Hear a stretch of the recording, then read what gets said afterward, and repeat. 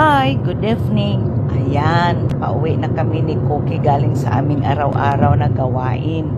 Medyo ginagabi kami kasi marami kaming mga ginagawa sa araw na to. At sa nakita niyo guys, yung kalsada sobrang traffic na.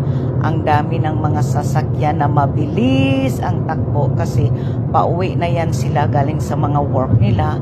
At kami din ni Cookie pauwi na at saka medyo gutom na din kami pareho kasi wala pa kaming lunch at saka 8 o'clock na to ng gabi.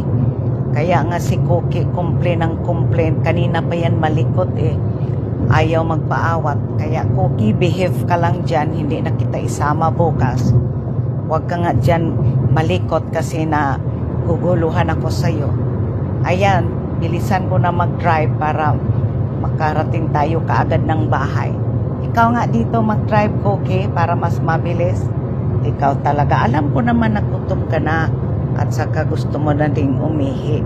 So pagdating natin ng bahay, kakain tayo pareho ng marami.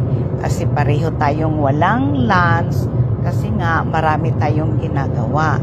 Alam ko naman, Cookie, na sobrang mabait ka. Kaya behave ka lang dyan, ha? Huwag kang malikot kasi nagdra-drive ako. Ikaw nga dyan malikot ka. See you! Bye!